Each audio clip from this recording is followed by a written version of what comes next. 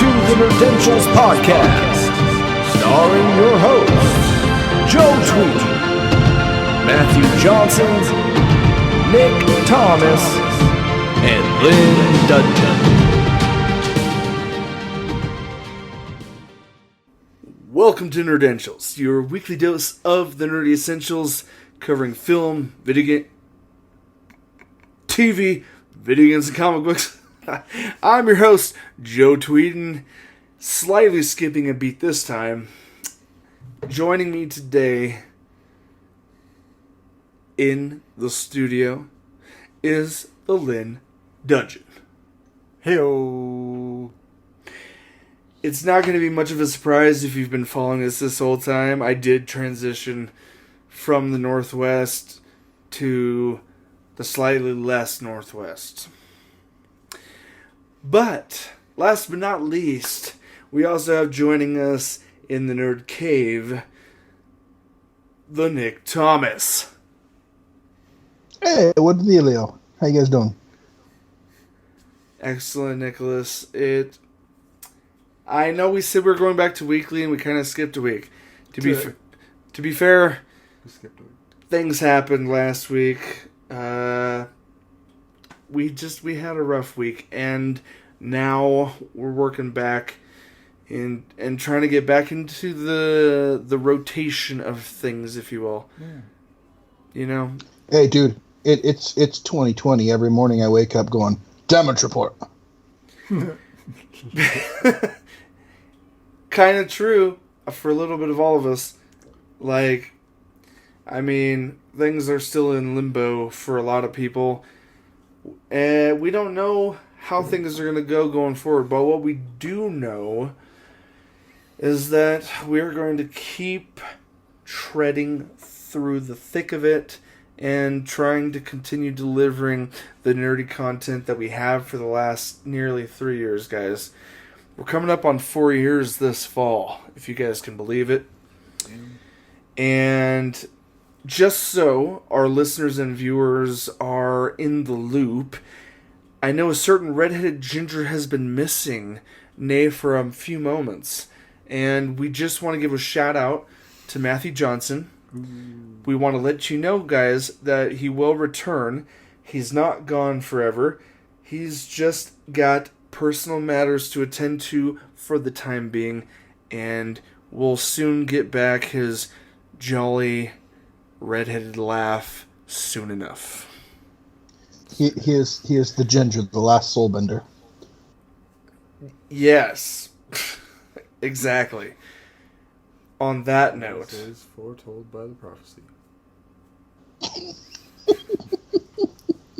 on that note, Matthew, we miss you. We look forward to your return. But for now, guys, we are going to continue delivering some of the latest nerdy news and go forward from there. So, first up, I think for now, is we're gonna hit the classic topics tonight. And in each of those categories, we'll give you a little bit of news and some recaps. So, let's jump into Movie Matters.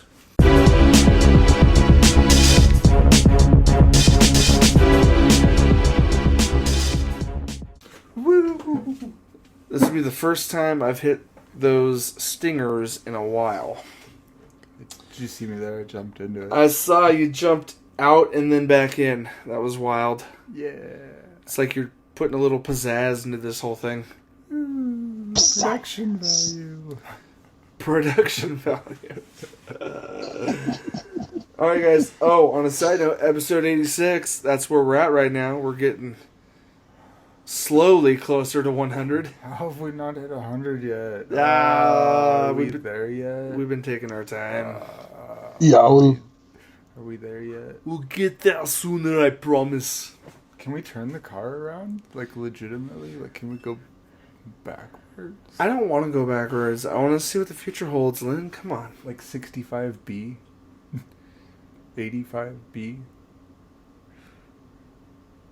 Let's imagine for a moment, We just and hit then 69 again a couple times. and then move forward. 69. No. That's What? 69 hard R. There we go. Are you having some unfulfilled situations here in your brain, or No. what direction are you going in? We're going like front and back, and then inside out, and then back and front again. I see what you did there, but that had to do with underwear and a certain Stan Lee cameo. I'm sorry if you're not nerdy enough for that. Shame on you. But come on. Am I not nerdy enough for the nerdy club? No, Nick, I think you fit the bill quite well. We do have a few newsy topics today, guys. A couple in movies and a couple in TV. So let's not make waste. Jump into it. And let's just do it. Let's just do this. Yes. So, first topic, Nick. I'm going to need a little collaboration on conversation here, but we've heard that Netflix has struck a deal with the Chronicles of Narnia franchise. Oh, with C.S. Lewis, yeah. C.S. Lewis. Is it with him, or do we know anything about the Walden Books ownership of the properties, or is that something we don't know too much about yet at this point? I'm wondering. I don't know anything on that. But what do we know so far that they don't even know yet what they're going to do with all the franchises, but we do know that they are going to be creating some series and films on the franchise, right? Yes. A multi-year deal struck on Netflix. Yeah, they were working on pretty much like a Narnia universe. And there were 7 books originally, so there's plenty of material that hit there. It used to be a BBC series long ago. It was a radio series. And then in 2005, it was adapted to the big screen under the Walt Disney Pictures and Walden Media. With Tilda Swinton? Tilda Swinton? Yeah. With the ancient one, yes. Yeah, yes, exactly. All you Marvel fans know what we're talking about.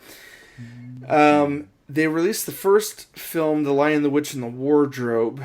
They released a second film also under Disney. And then the third film was actually distributed by 20th Century Fox. This is before Disney purchased said studio. So that's very ironic if we look back at the timeline there. And then ever since, the series went into limbo because there was disagreements between Walden Books and Disney and so forth. A fourth movie was planned, but they believe it's been rolled into the first movie for Netflix. Now, that I don't know. That's just what we're getting from whatsonnetflix.com. That's the article I've pulled up that I'm looking through right now. But the 3 main theatrical movies are on Netflix, but not in the main English-speaking regions like United States, United Kingdom, Canada, or Australia. So, like, they've been moved around to different regions. So they're not sure yet as to what's going to be included, if they're going to bring all 3 of those films back to the main front for Netflix. Voyage of the Dawn Treader has been missing. That was the 2010 film. That was the third one, I do believe. But right now they have been... Netflix has teamed up with C.S. Lewis back in October of 2018. So they've been working on a multi-year deal, it seems like. So my thoughts, since we don't know too much about it at this point, what's everyone's feelings on it? Did any of you guys like the original films? Have any of you read the books? What's your interest in the future series going forward, I guess? Nick or Lynn? I've read all the books. Good for you. I have not. I'm hoping they take a chance to do a reset and do it correctly and do it like a series in the correct chronological order. As you know, there is the 7 books for the series. Mm-hmm. And the actual chronological order isn't The Lion, Witch, and the Wardrobe first. Do tell. Go on.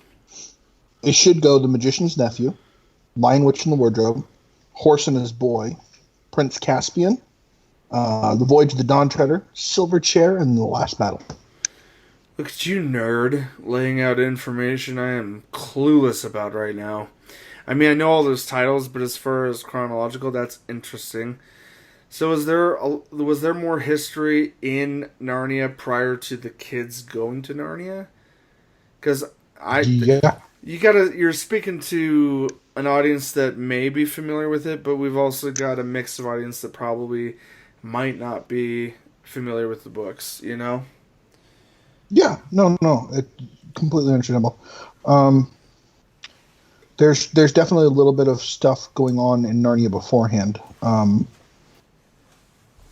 then as you know, they kind of lay it out that Narnia is there for them as much as they are there for Narnia. You know what I mean? Yeah. So, in your opinion, with the book knowledge that you have, do you think it would play out better going straight chronological? Because the books are not in that order. No, The Magician's Nephew, which is technically the first one, was the second to last released. Huh. It out of the book order that came out? Yeah. No, they released it. They released it in the order that they were releasing the movies. So it was Lion Witch in the Wardrobe, Prince Caspian, and Voyage of the Dawn Treader, followed by Silver Chair, Horse and His Boy, Magician's Nephew. But that wasn't how chronologically it was supposed to go. Right, so my question is, and like this has been debated amongst nerds and geeks across the world about franchises and books and the order in which certain things should go. What is your personal opinion, having read the books, do you think they should go versus regardless of how they were published? Because when people talk about the Star Wars franchise and you ask someone who's a 40-year-old and they're like, what should I start out on first? And a lot of them might say, oh dude, forget the prequels, start with the classic. Some people say watch them in the order they came out in. Some people are like, nah, like 20-year-olds might be like, yeah, watch them in order. But that's not, you know what I mean? Like, what's the best practice in your head for Chronicles of Narnia? The order they were published or the order the story is actually written in?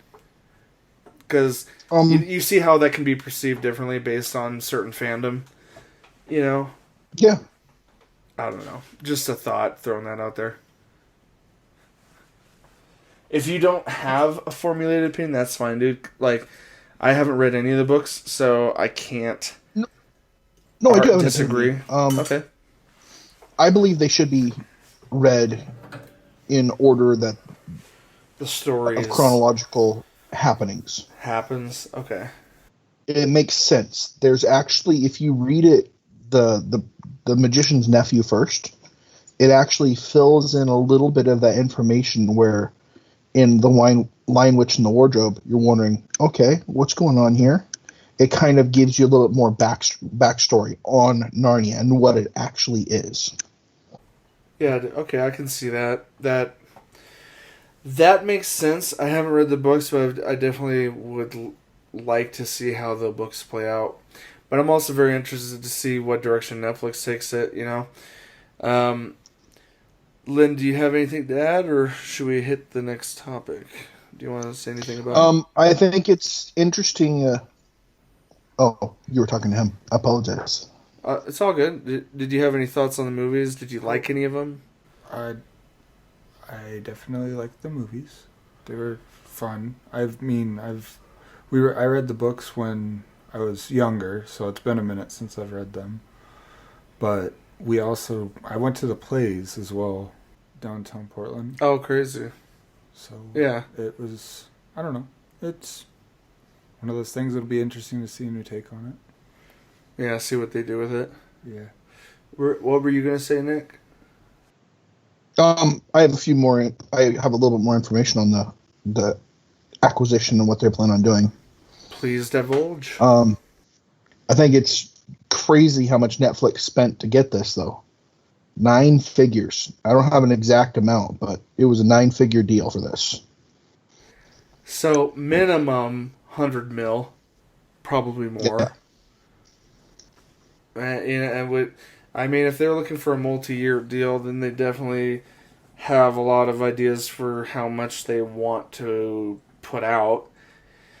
'Cause, And the person that Netflix has tapped to mastermind the whole Narnia universe is, do you remember the movie Coco?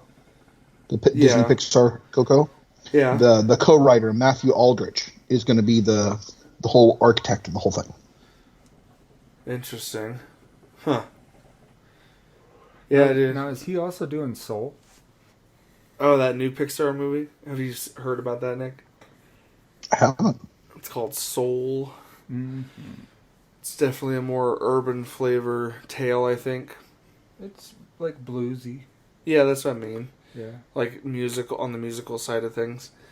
But it's definitely about like spirits, like your soul, like when you die, kind of a it does it in this weird fuzzy feeling, like Inside Out. Yeah, where everything is a little dreamy looking. Yeah. Something we'll talk about when we hear more about it coming up sooner to release. But any other tidbits on this before we move on, Nick? Nope. You're good to move on. All right. So I know this next topic is near and dear to one of our nerdy hosts, the franchise known as Borderlands. And oh, snap. He had an interesting reaction, and I'm curious, how much of Borderlands have you played, Nick? I'm very fresh on it, haven't spent much time into it. How about you? I know Lynn here has played everything. You're very into it? I am newer to it. Newer. Just for the sheer fact that I, just by the little bit I've played in it, feel that it's a game best played with other people. Could be.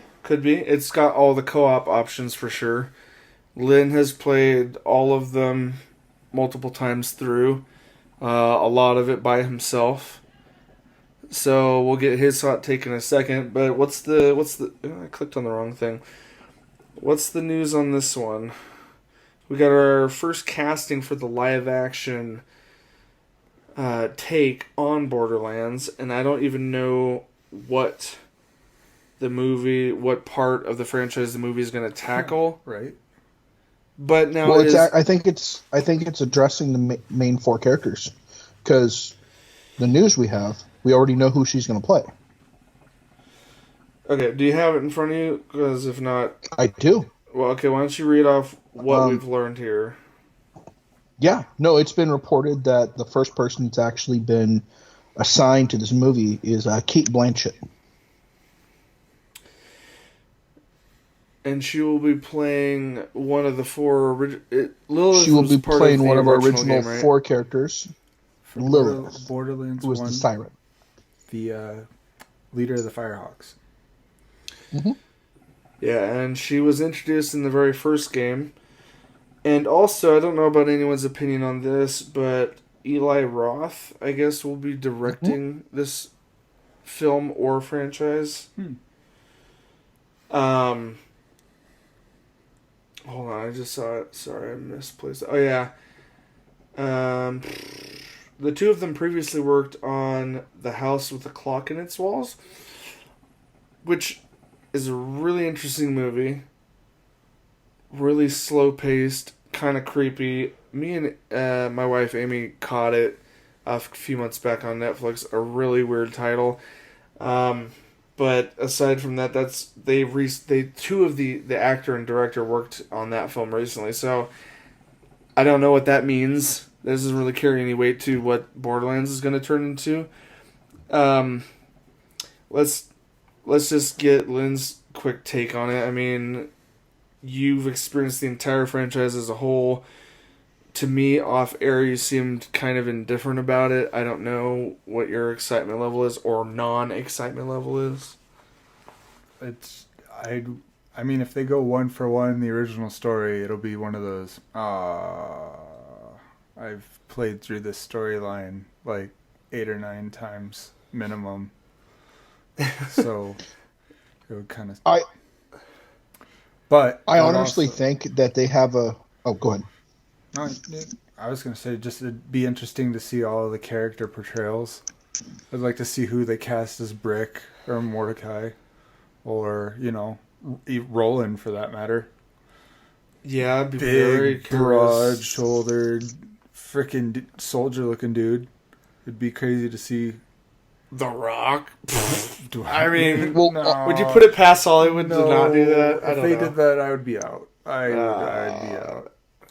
Well, honestly, when you done with think him? about the series, though, when you meet those 4 characters right in the beginning, all of them, you meet them, they've already met each other.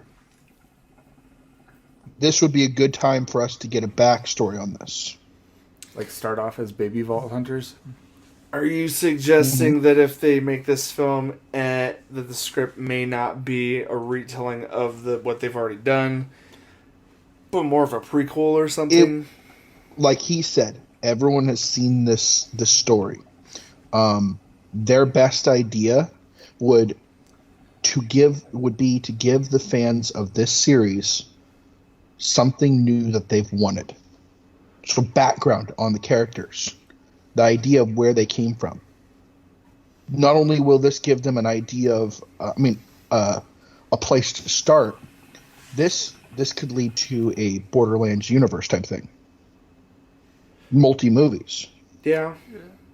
It's very touchy with today's Hollywood industry and doing adaptations of games. Very few have ever been successful. I'd like to see what the monsters look like, or like the creatures, like Skagzilla. That would be an interesting one to see. Well, or the they Hive. could treat those like they do. They did really well with the Godzilla monsters. Recently, They would have that look. You know what I mean? Like recently, they've done Yeah. well with those.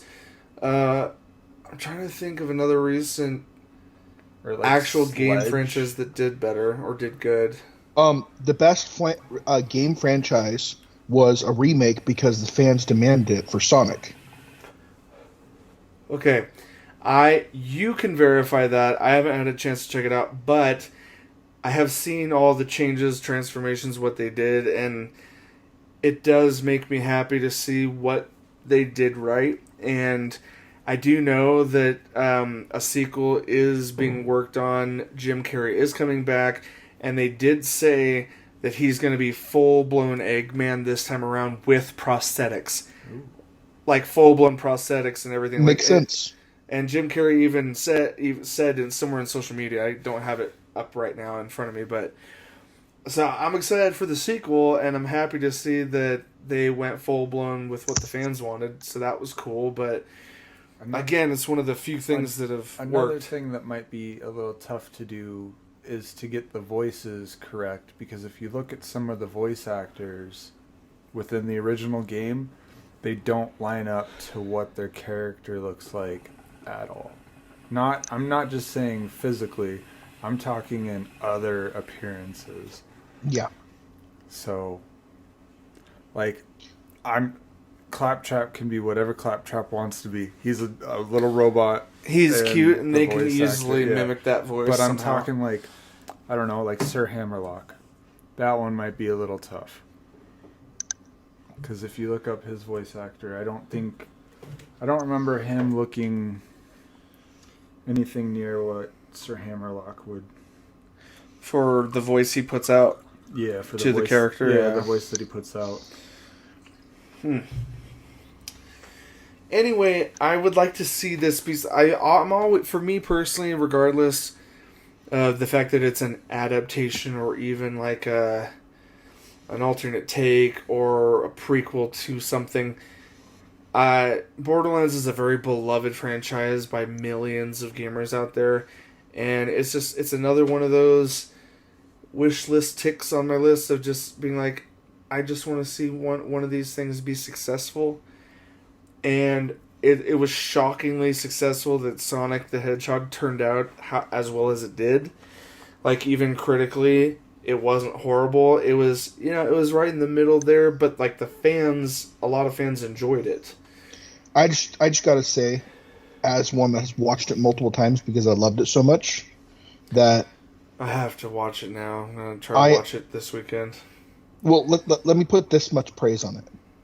It took Jim Carrey 50 years to find the role he was born for.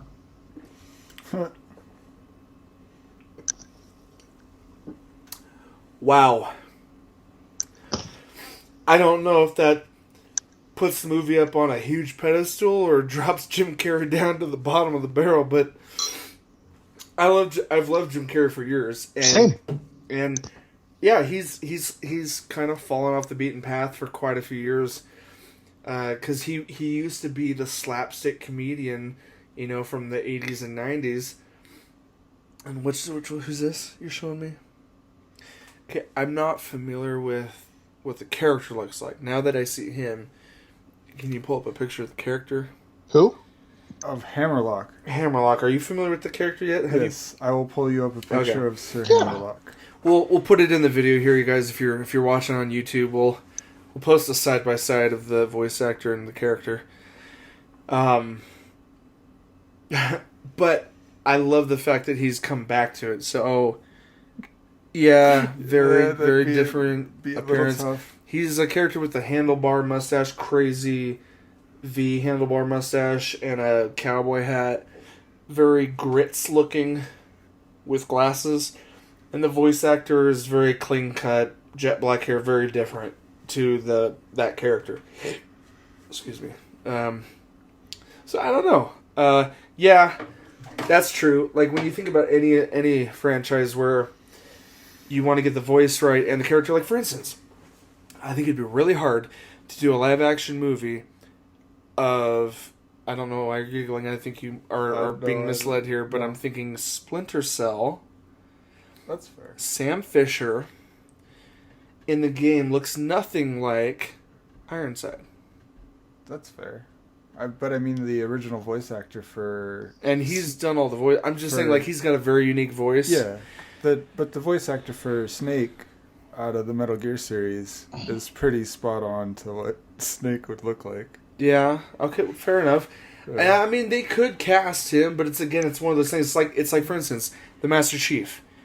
Very unique voice, Yeah, but to cast, he never takes his helmet off. I know, and here's the thing: is like we haven't really talked about it much on Nerdentials, but like I think it's Starz. It's not HBO. I think Starz got the deal to make the live action series for Halo, and they're actually putting a lot of money into it. It's been put off for like 5 years now, and they finally have full casting for it. It's actually going into production, and the guy they hired to play Master Chief is Pornstache from Orange is the New Black. He's also the Leprechaun from the American Gods. Yeah. That actor. Now, he's a really tall actor.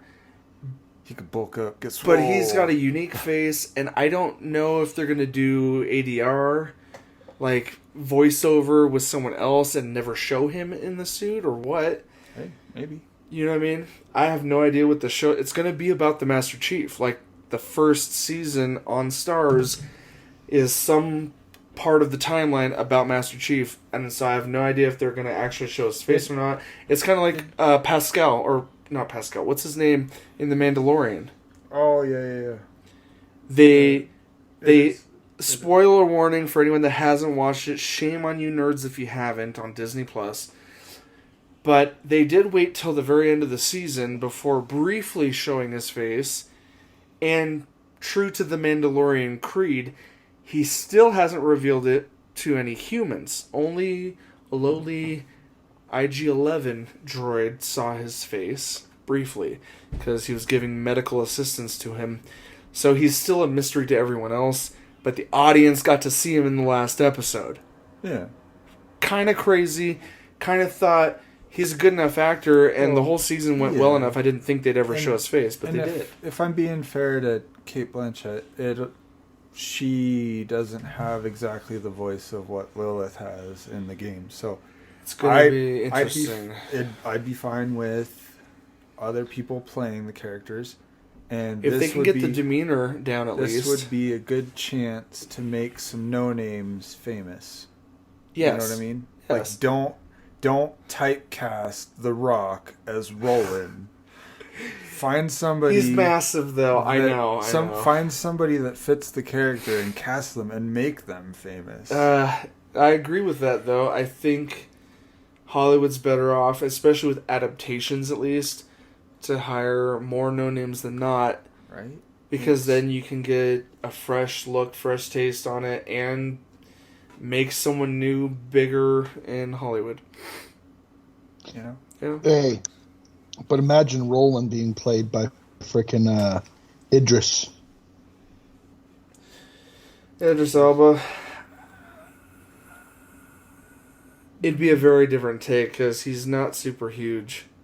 He doesn't need to be super huge.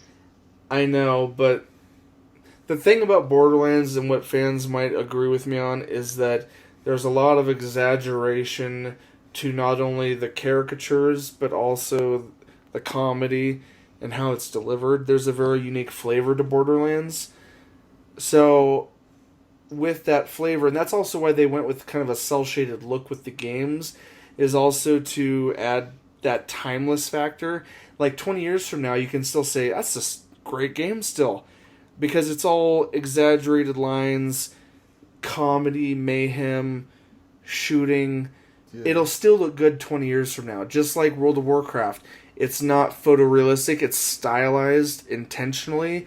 And that's why it still looks good 20 years later on a maxed out PC. Because they're not going for photorealism. So now, again, I wonder if you look at like the Miller movies, like what is it, Spirit, or what are those other black and white extreme graphic novel based, like Sin City.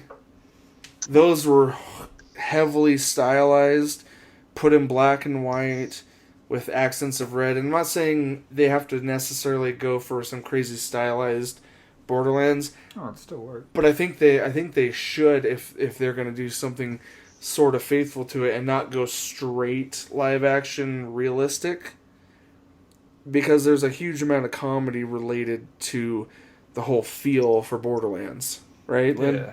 Yeah. Especially in certain characters like Claptrap or Scooter. Oh yeah. You do realize Idris Elba is 6'2", right? I know, but it's like you and Rob Pattinson at playing a Batman. You're like, sparkly vampires. But guess what? He's also over 6 feet tall, can potentially bulk up, and it's an alternate take on Batman. It's a noir-style detective Batman flick, which we still have yet to see how that's going to turn out. I'm not trying to create heat in the conversation here, but I'm just saying... Oh. You don't think Pattinson could bulk up? Probably not dramatically. Yeah, he could probably put on a little bit. But same thing with... That's not why I don't think he could do good at the role. I know, which is he's why... a horrible actor. Shame on you. I'm going to give you a list of 3 films you need to watch. Watch them, then come back to me and tell me he's a bad actor. We're not talking about Pattinson right now. We're talking about Borderlands. Completely different topic. I was just giving you an example that... This is unrelated, sorry, but I was just talking about actors and bulking up. That's all we were talking about. No, the only thing I got to say, though, with Roland feels like the only aged character from the Borderlands group. He seems like the older, more mature one out of all of them. So I'd almost want to see someone that we've seen experienced in movies as that character specifically. That's fair. And after seeing, like, Anthony Mackie as freaking Kovacs, he might be a good one. On a side note, when we're talking about characters we didn't expect being able to replace previous characters, for me, that's you and me, we saw probably you saw the whole season. Yeah, shockingly, I was like, Ooh. Yeah, completely different actor, but he still but he portrayed the aspects and essence of the previous character before him. It's like a Doctor Who. The intensity. Like the anthology of Doctor Who, when you see a new actor take on the role of the Doctor, I was impressed for at least the last few seasons of 2005 to 2008, 2009, between David Tennant and Matt Smith, strikingly capable of mimicking the same characteristics, but being two completely different actors. So I have faith if they get the right people. Yes, absolutely. Doesn't have to be a stacked Dwayne Johnson character. If we can get the mannerisms, the character, the age of him, and the feel of him, even if he's not stacked, I agree that overall, I think if they get the right people, again, all I wish for is just to see it be successful.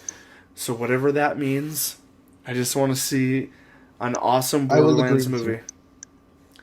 I just want to see an awesome Borderlands movie. Just don't throw Boyega in there. Boyega? Just don't throw Boyega in there. Or Michael B. Jordan, and we'll be fine. Now let's not let's move on. Let's move on. We don't need to. Let's not talk anymore about actors and our opinions of them. Let's move on. No. Not because I think they're bad actors. I just don't think they would fit the role. Fair enough. And again, I don't have anything to add to that. I'll just agree with that sentiment, and we'll move on.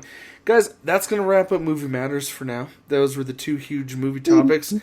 We'll do a review roundup next week or in the next 2 weeks. It's been a while since any of us have watched some new stuff. Maybe not for Nick, but I've been in the gaming world for quite a while. Haven't watched too much new stuff. Same with Lynn. So we'll do some review roundups in a week or two. But for now, we're going to be news heavy this week, guys. So, let's jump into TV Talk.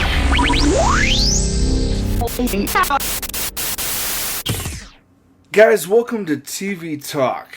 We got a little bit of news in this category to discuss. Hells to the yeah. Hills to the yeah. That's what Nick says. I don't know about Lynn. Lynn, do you agree with that sentiment? I will say, yeah. Caca? Yeah, alright, there you go. Sure. Alright. We'll go with it. Guys, first topic for today in TV Talk, we're going to talk about Ruby Rose leaving the CW as Batwoman. Now, briefly, I will mention, we did a hot topic discussion about her entry into the role and how we were very excited for her to placate such a position, being of the LGBT. Sorry, I screwed that up, guys. The multi-gendered community. I'm really bad at acronyms. I'm sorry, guys. But she was part of that community, and she was playing a woman with a lesbian background playing the Batwoman role. And she was playing the was it Kate Kane? Like the typical classic character of Batwoman. So here we have recent news. I guess a month ago she parted ways with the CW. And just recently, she recently came out and voiced her reasons for leaving. And I guess it was a mixed bag. It wasn't one side or the other. At least that's what they want us to believe. But I'm going to pass it off to Nick to give us a couple more finer deets on the whole situation. So, Nicholas, what have you read into about this departure? Well, originally she'd said that it was kind of a mutual thing, but it's come more along the line that it wasn't 100% her decision. It was kind of more like a mutual, like an actual breakup. Mostly because it wasn't a good fit, apparently. Like shoes? Yes, like shoes.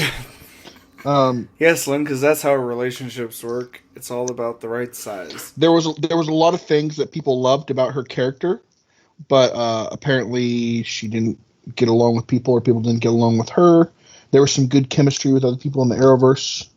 It's sad to see that go, and it makes you kind of worried about the future of Batwoman, if you didn't realize. But the first season of Batwoman did something nice, and will actually lead very well into them being able to replace the actress without it being awkward in the slightest. Little side note, or I should say side opinion, because I don't know the full scope of what happened, but a little speculative nerdism here. I wonder if, based on the rumors of her being a little complicated to work with, from what I've heard, don't know how much is true or not, I'm wondering, because the thing with the CW is it is a primetime network, so it's not like Netflix where they write out the entire season, produce the entire season, and then release the entire season. They pre-produce half the season before going into production, and then it's kind of week-to-week maintenance on continuing the season until it ends. I'm wondering if, based on the quote-unquote challenges that maybe the producers had to deal with Ruby Rose, nothing against her personally, but I'm just wondering if that led them to reinterpret the direction to take the character in order to write her out more easily in the event that she needed to leave. Sometimes shows do that if they get enough pre-warning or an actor's not working out. The executives talk to the writers and they're like, hey, let's work a nice, pleasant way on getting the plot to work in our favor so she can leave without too much mess. Sometimes, though, like Netflix, Hulu shows that we binge where it's all pre-produced, they don't get that warning. They write out the whole season, and then bam, it's canceled, and we're left like, aw, why can't they conclude it? It's because, well, they were cut short. Like Fox, ABC, a lot of those networks tend to cut shows before the production company is finished. So, Nick, that's just a little speculation on my part. I don't know if you agree or disagree with any of that, but maybe you can elaborate a little more on what else you know about this departure. Not much, but I do have a post here from Ruby Rose where she actually tweeted out, "Thank you, everyone, for coming on this journey. If I mentioned everyone, it would be 1,000 tags. But thank you to the cast, crew, producers, and studio. It wasn't an easy decision, but those who know, know. I didn't want to not acknowledge everyone involved and how big this was for TV and our community. I have stayed silent because that's my choice for now, but no, I adore you all. I'm sure next season will be amazing also. XXX, hangs up cowl and cape." So on the plus side, I don't know if it was her PR team that told her to say those things, but I want to give the benefit of the doubt that I will at least appreciate the fact that Ruby Rose, as vocal as she is about a lot of her opinions, that in this situation, she went out in a very diplomatic way. I think that's good both for the network and her future career, regardless of how she really feels about it, whether it was more negative or not. But I appreciate the props she gives to the future season. Knowing she's not going to be involved, she still sends them off with, hey fans, I know you enjoyed my time here. Thank you for your support. But hey, I think it's still going to be a great next season. I think that was big of her, regardless of whatever PR was behind it. I think that was big of her to post that, because she didn't have to. Especially someone as strong and opinionated as she is, she didn't have to post that. Yeah. That's just my thought on it. So, I know you're not caught up with CW, Lynn, but as far as actors go, how do you think she handled it? I mean, you agree with that at all? As much... I really don't know her that well to make an opinion on it. I know that she has strong opinions. This I've seen through other outlets, but it's just, it doesn't seem like she went out with a ball of fire. So. Yeah, Nick, anything else that you have thoughts on? How do you think? You saw the whole season, did you? Or most of it? Or did you see any of it? Okay. But right, well, like, because you and me still haven't seen, like, the crossover, but up till the crossover, you've seen most of the season. Good news, though. Everything up to the crossover is now on Netflix. It's true. Even the last season of Arrow dropped early to be on Netflix so people could catch up and watch all of it. So that excites me, because anyone that's been listening and watching this for any recent amount of time knows that I've been working towards binging all the CW, because we said we'd try to knock out the crossover coverage, but then I fell so in love, Nick, with everything that was going on that I can't skip any of it. I said to my listeners, I warned them, I'll even skip it if it means covering the newest stuff. But then I gotta be true to the fans of this franchise as well. Damn dirty liar.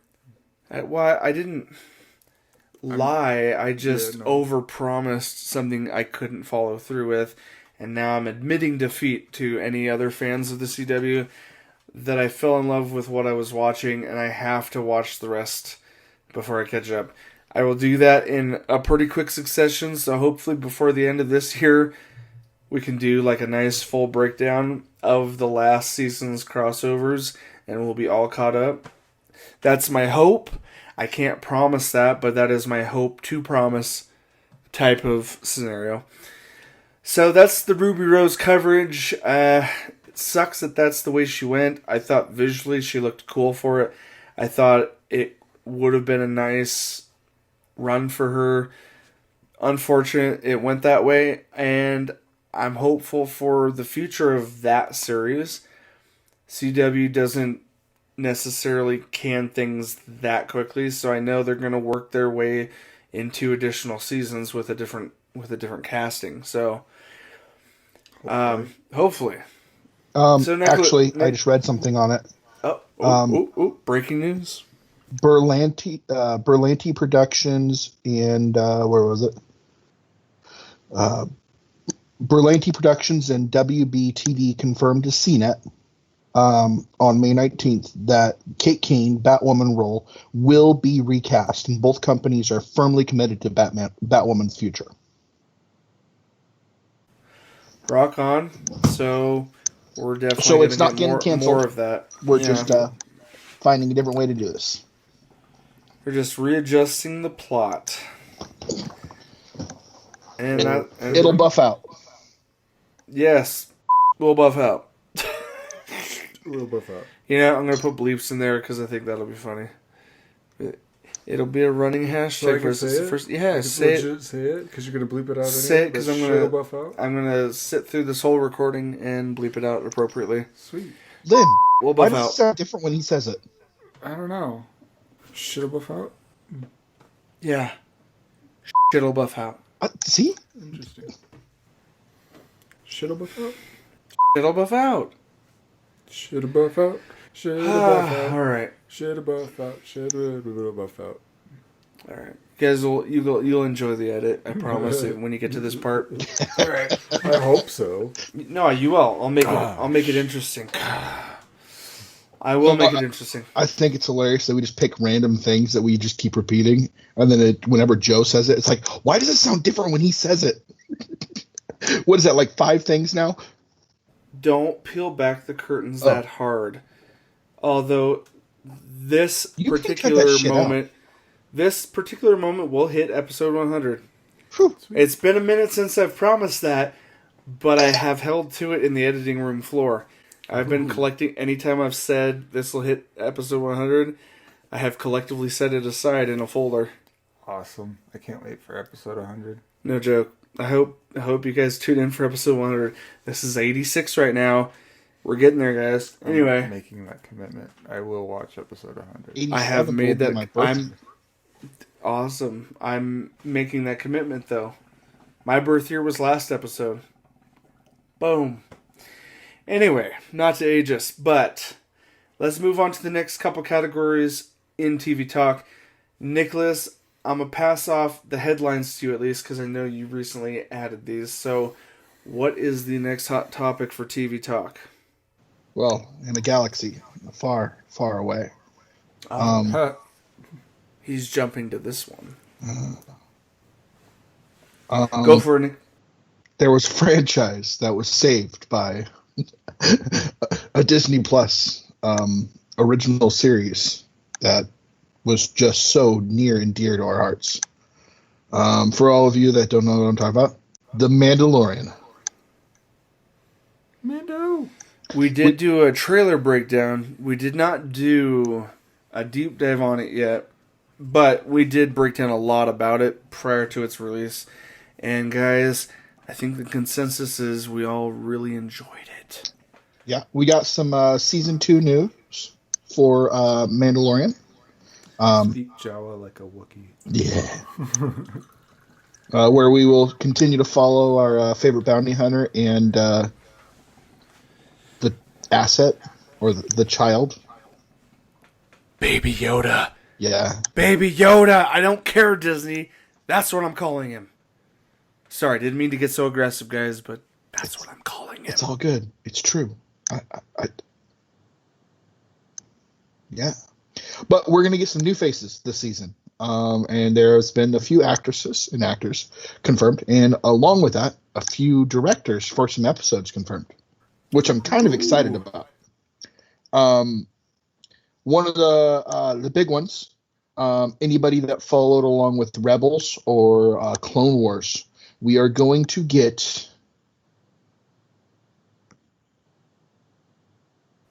Dun, dun, dun. Bo-Katan. Which makes complete sense, actually. Because, spoilers, here, we need the warnings right here. Spoilers. Skip ahead 30 seconds if you're not ready. Sorry. The last episode of Mandalorian, Moff Kargan uses a very special lightsaber to cut through the side of his TIE fighter and to get out. It's the Dark Blade. Bo-Katan was the last person in Clone Wars and Rebels to have said Darksaber. Now, for our nerds, for our Star Wars nerds and nerds alike and geeks, break down the difference between a black saber versus a dark saber, because I believe there's like a stipulation in the fandom out there. You know what I'm talking about? Am I completely... We went over this. I know, but just as a brief recap. Yeah. It was... What was it? Remember, there's a difference about the kyber crystals. We can cut this out if it's unimportant. I just thought it'd be a highlight. No. I know what you're talking about. Sorry, Nick. I didn't mean to call you out in a... No, that's all right. Little... It takes me a second to dig into my... Your Holocrux? Sorry, Holocron. That's the wrong franchise.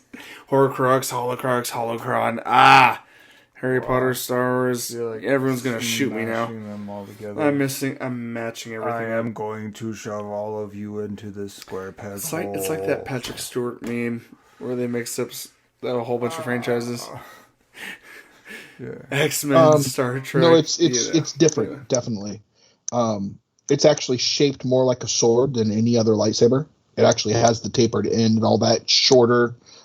It does not have buttons on the handle. Which one? The one that he was holding? Or... Yes. The dark saber originally was controlled completely by the Force. And instead of normal, the normal blade that a lightsaber has, it's actually a black blade of plasma. Like I said, with a thin curved tip. No, it was just a lightsaber that was used differently, and it, instead of producing light, it created the absence of light. It was very different than any other lightsaber up to that point. But no, what I was trying to get at is Bo-Katan will be playing in this, and the actress that will be playing as Bo-Katan will be none other than Battlestar Galactica's Katie Sackhoff. Dang.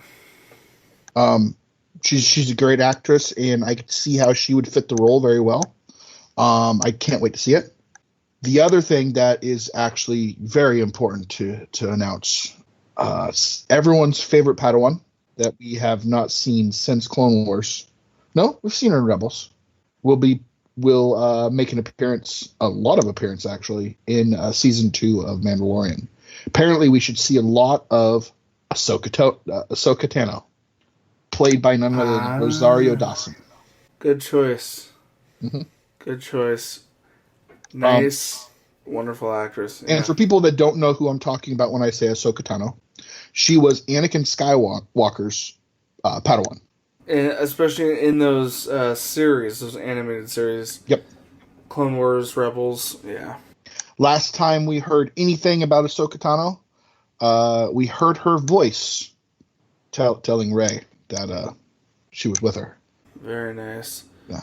And Hollywood Reporter revealed that another fan favorite character will be joining the show. It's been 40 years. Yeah. Since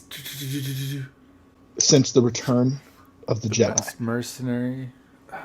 The one and only. Boba Fett has been confirmed to be living. And Tamora Holy crap. Sorry. Tamora Morrison, who played Jango Fett and Boba Fett in Attack of the Clone Wars, will be reprising his role as Boba Fett in The Mandalorian. Which makes sense if we believe in the Clone Wars and that whole plot.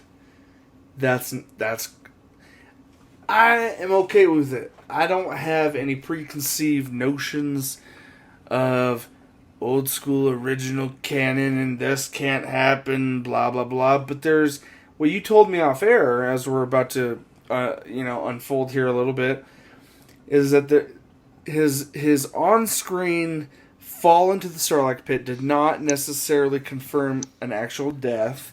Correct.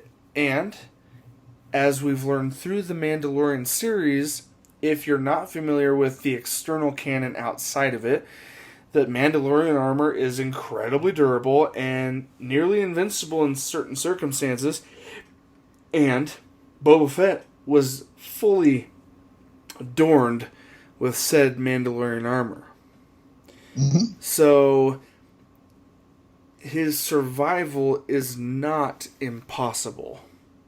Correct. Based on these two factors that I have addressed in our podcast. So old school fans that say nay nay and blah blah blah and they raise their flags, calm the down. I don't say blah blah blah. And like I said before, Calm down. That's there all are I'm a just few filmmakers that will be directing some episodes this season, which kind of have me excited for it.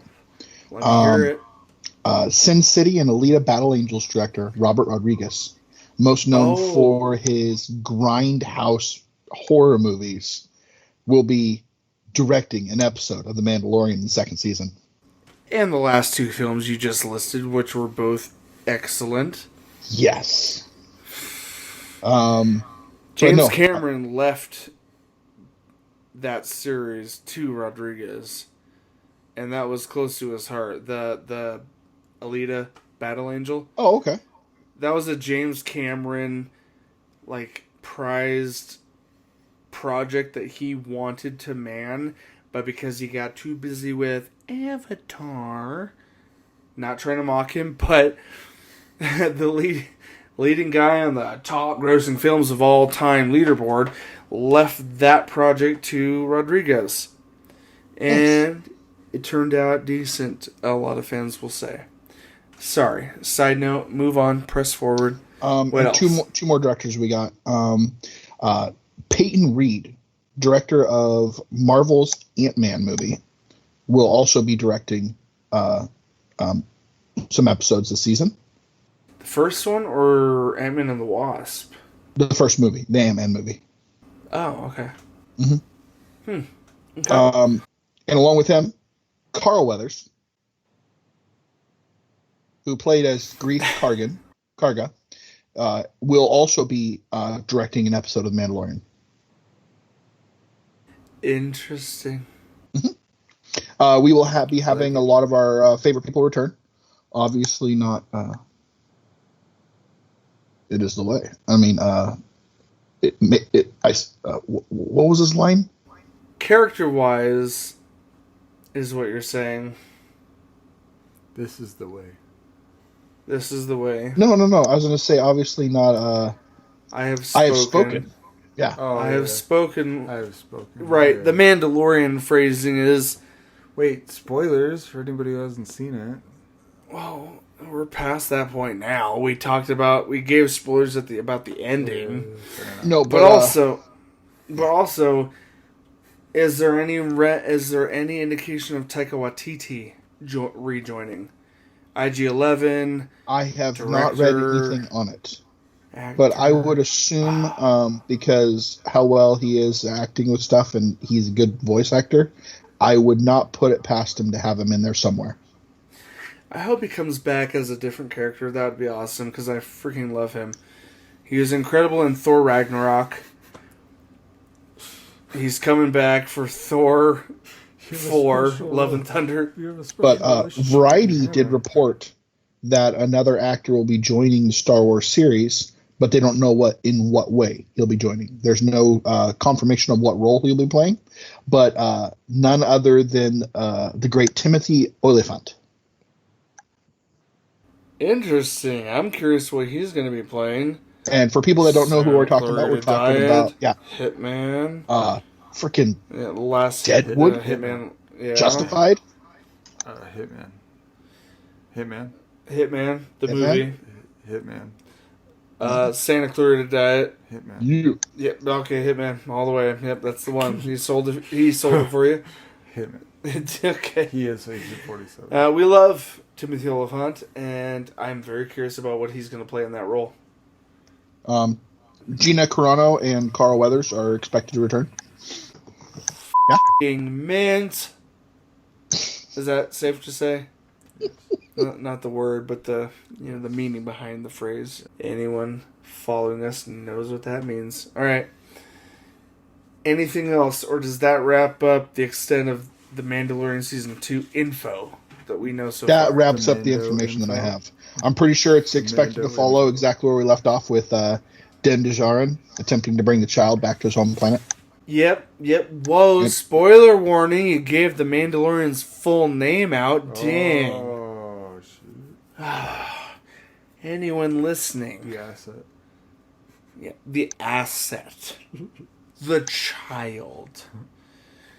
That being said, okay, so we talked about Ruby Rose leaving the CW. We talked about The Mandalorian Season 2. Are there any other TV Talk highlights that we want to hit briefly before we get to the end of this thing? Hells to the yeah. All right, sir. Divulge. Give us the next headline. All right.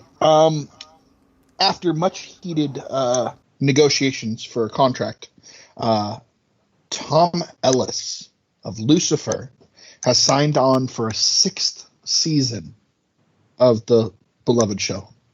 The 5th season should be released this year, and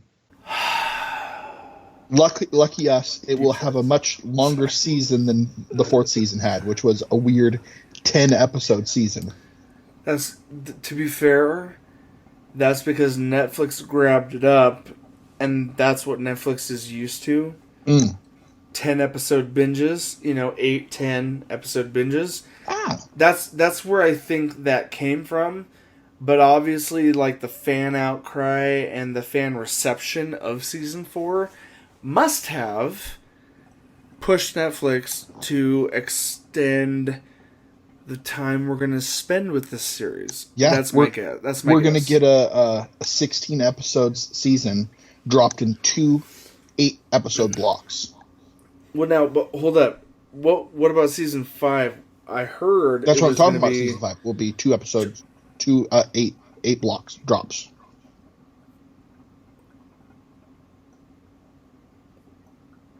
Okay, hold on. Let's real quick. I'm a little slow to the table here, but you're saying so Netflix is not going to drop all of Season 5. They're going to do 8 episodes, bam, and then probably early spring drop another 8, Yep. And that's going to be season 5? Correct. Oh, snap. And then the highlight of this headline is a season past that. Season 6. They must have had a really good writing session for season 5 that got Netflix excited enough to think, yeah, we can push another season. I'm just saying, like, you know, was it Fox that had them before?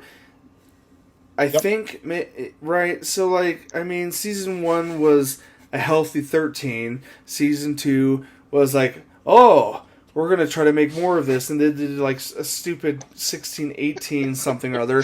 And It was almost 20 episodes.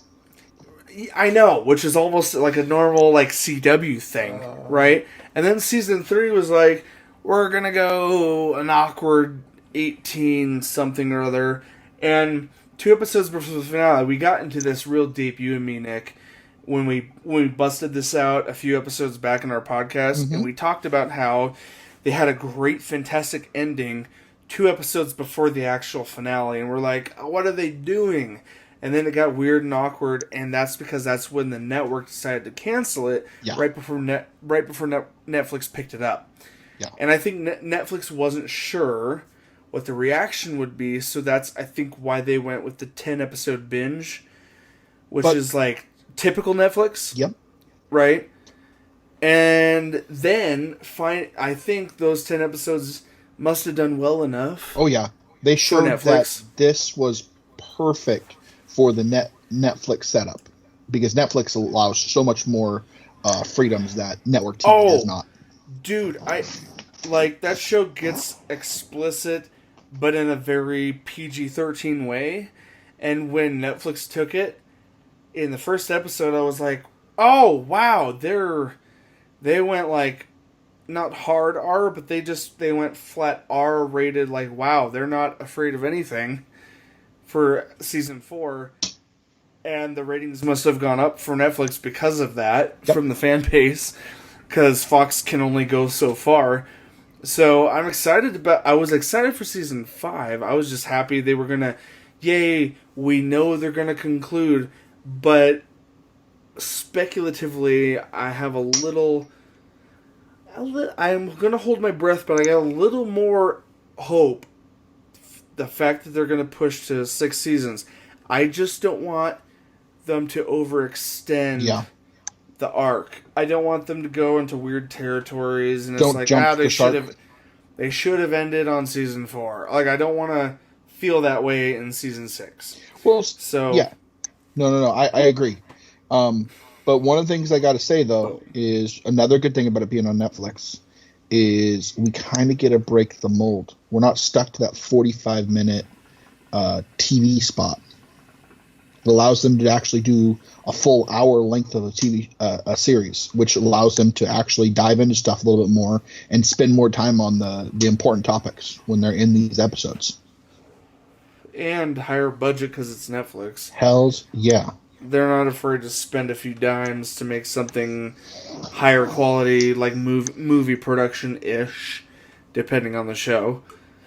And then that being said, like, anyway, bottom line for that topic, I'm going to say I'm excited. I can't wait till season 5 drops. I look forward to the release date. We don't have that yet. Nick, you caught up with the series shortly after I said, dude, we need to watch this. You fell in love with it. We're all caught up. Where are you at? Where are you at for excitement here? Dude, I love the show. It took me so long to get into it, but as soon as I did, I was hooked. It was just like, I started watching it, and then the next thing I know, I watched the whole 3 seasons that were on Netflix. Like, me and my wife tried the first episode a couple years ago, and I don't think she got into it because I love her, but she fell asleep through half of the episode. So, fair enough. And then a couple months later, I retried it, and I'm like, why did we ever stop? Oh my gosh. And that's where we're at now. It's like, It's one of those shows that's like, if you can sit through the first episode, I think that's more, to me, I give most shows 3 episodes. At least 3 before I give up. But in all honesty, if you watch to the end of the first episode, in my opinion, and I'm just telling listeners, if you haven't heard us talk about the show before, I think 1 episode, it's on Netflix, f***ing give it a try. Pardon my mouth, there's another bleep. Give the first episode a try. If you get to the end and you don't like it, fair enough, give up. But I guarantee, if you like half the stuff we like, you'll give a second episode a try for sure. And if it helps, this version of Lucifer is based off of a comic book series made by Neil Gaiman. So it's less biblical and more fictionalized in a lot of ways. Yeah. And it's fantastic the way they brought to life the comic book character. They actually did a very good job at doing so. Guys, that's gonna conclude all our conversations for tonight. We skipped on gaming this time because our TV movie talks ended up running a little long, and news is a bit slow in certain areas. We will have a lot more to talk about in gaming next week for sure. But guys, thanks for watching. Thanks for listening. Little bit of housekeeping at the end here, guys. If you're new, hit subscribe on our YouTube channel. We're also in podcast form. If you're not listening to us in podcast form and you have long drives to work, or you have the freedom to listen to us while working, guys, we've got a huge backlog of episodes. This is episode 86. You can find all our episodes and shows on any podcast platform: Stitcher Radio, Spotify, iTunes, Google Play, wherever you listen to podcasts.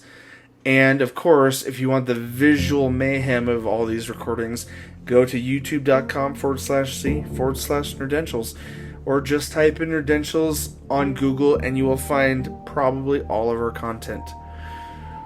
We do a lot of different types of content: podcasting, gaming videos, reviews, all sorts of shenanigans in the nerddom geek fan area of life.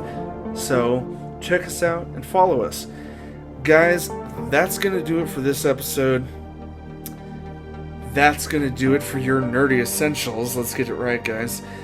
Thank you for watching, and as always, my friends, we will see you on the other side.